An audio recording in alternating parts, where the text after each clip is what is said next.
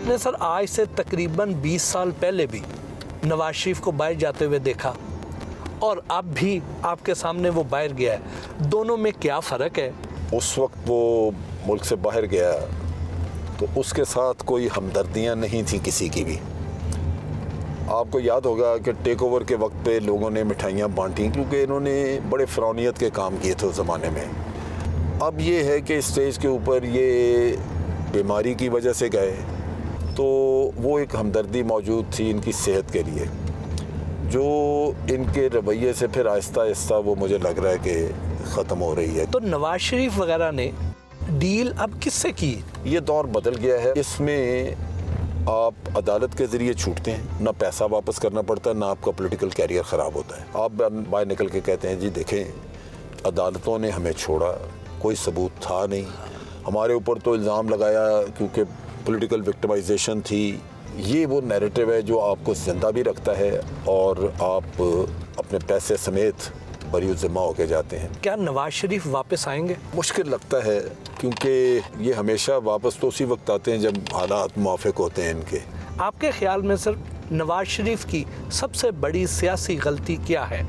ये उसकी पर्सनैलिटी का मसला है। कोई विजन नहीं है उस आदमी की, वो कोई बहुत दूरंदेश आदमी नहीं है, बड़ा कायद है कि हमें को बड़ी राह दिखा देगा, वो ऐसा नहीं है। He is just like a normal politician. लेकिन उन चीज़ों के बावजूद एक टीम कैप्टन के हैसियत से अब सब लोगों को मिला के साथ एक अच्छी टीम की तरह चलाते हैं। नवाज शरीफ साहब ये नहीं कर सकते। हर दौर में उनका इख्तलाफ हुआ, जहाँ सींग फंसा के वो बैठ गए।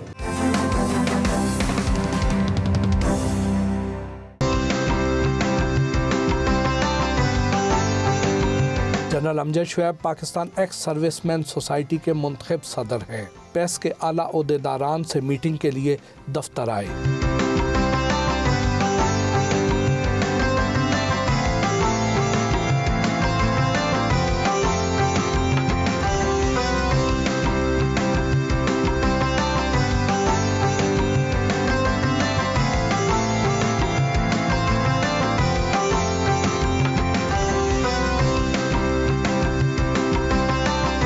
वापस आए तो बेगम, बेटे, बहू और पोता पोती से हमारी मुलाकात करवाई।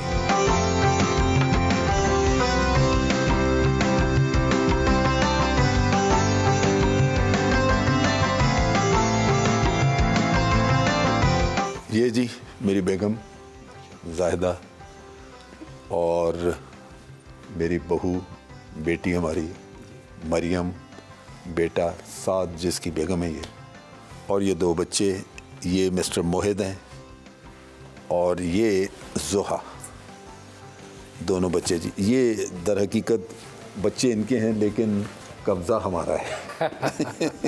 इन दोनों पे दादा दादी का कब्ज़ा है और कब्ज़ा ग्रुप ने इनको बहुत अच्छी तरह काबू करके रखा हुआ है कि ये दादा दादी के पास ही नजर आए बस। लेकिन आप इन्हें टाइम कैसे देते हैं? आप तो सारा दिन इतने बिजी होते हैं। नहीं, वक्त इनके लिए तो निकाल ही लेते हैं कि ये तो मैं इनके लिए तो इंतज़ार में ही रहता हूँ कि ये कहीं ना कहीं हाथ आएँ तो ताकि इनके साथ गुजरे। सुबह स्कूल जाते हुए मिल के जाते हैं, बड़ी प्यार की बातें करके दादा से दुआएँ लेके जाते हैं, दादी से भी। फिर वापस आके इनके ऊपर पाबंदी रखी हुई है कि जब स्कूल से आएँ तो आते ही पहले मिलना है, फिर इकट्ठे खाना खाते हैं। मैडम, जो जनरल साहब वहाँ पे तबसरे करते हैं, तजज़िये करते हैं टीवी पे, सुना है कि इनको जो सारी इन्फॉर्मेशन है वो आप प्रोवाइड करती हैं? मैं तबसरे भी सुनती हूँ और लोगों के भी, और अखबार वगैरह भी मैं काफ़ी पढ़ती हूँ। तो उसमें मैं देखती हूँ कि जो इम्पोर्टेंट पॉइंट्स हैं वो मैं अपने जहन में रख लेती हूँ और फिर अक्सर वो डिस्कस, फिर इनके भी जब तबसरे सुनती हूँ फिर उसके साथ उसको टैली करके हम आपस में डिस्कस करते हैं। इसका मतलब ये है कि आपको जो रिसर्च वर्क है वो तो आपको होम मिनिस्ट्री से मिल जाता है। एक अच्छी एजुकेटेड बीवी भी आपके लिए एक नेमत है। एक तो ये कि आपकी इंटेलेक्चुअल लेवल एक जैसी, बात करें तो समझ आती है एक दूसरे की बात। अगर कंपैटिबिलिटी ना हो जहनी तौर पे तो फिर आपको मुश्किलात आती हैं कि आप बात, एक छोटी बात भी समझानी पड़ जाए तो वो आपको टकरे मारनी पड़े। मैडम, आम तौर पे जो जनरल्स होते हैं इनका तो बड़ा रोब दबदबा होता है, तो घर में किसकी अथॉरिटी चलती है? यहाँ पे कोई ऐसा नहीं है कि ये कोई बड़े कोई जाबर किस्म के वालिद हों या इस तरह के शौहर हों। हमारा आपस में अल्हम्दुलिल्लाह बड़ी अंडरस्टैंडिंग थी। ये जितनी आपकी कंपैटिबिलिटी है मियाँ बीवी की, तो शादी तो आपकी पसंद की हुई होगी।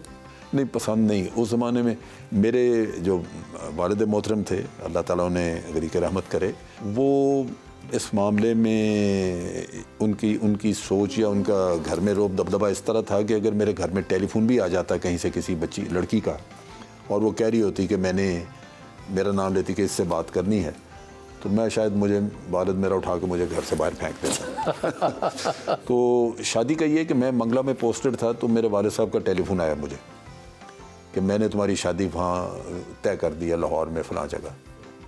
तो मैंने इतना भी नहीं पूछा उनसे कि वो कौन है, किधर है, क्या है, क्योंकि मैं समझता था कि ये भी ज़्यादा तफ्तीश करना भी शायद उनको नागवार गुजरे, तो बात ही ना करो। मैंने कहा जी अच्छा ठीक है, आपने बताया बस।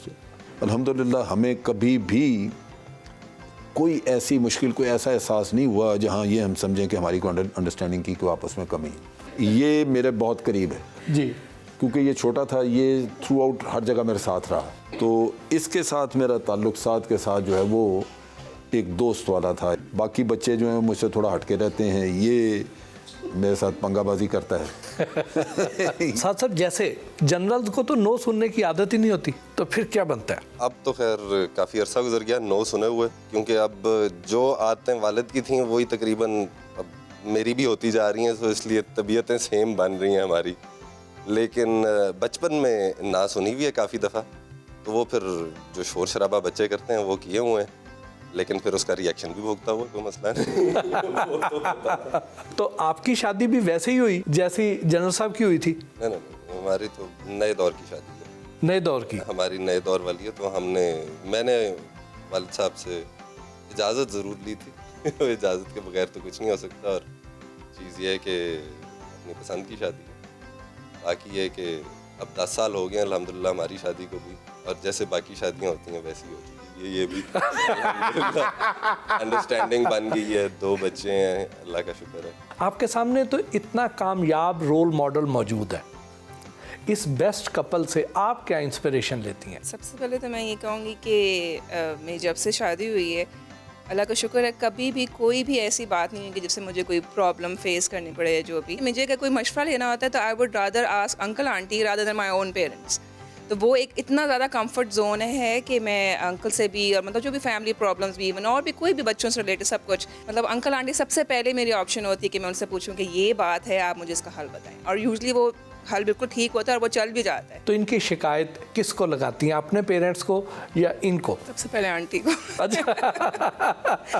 सबसे पहले आंटी को, और फिर अंकल ज़ाहिर साथ ही होते जो भी। मेरी अम्मी को तो पता भी नहीं होता कि घर में क्या चल रहा है। वो ये आंटी कहती हैं कि मेरे बेटे मुझे कंप्लेन करते हैं कि आप लोग तो बहुओं की साइड लेते हैं।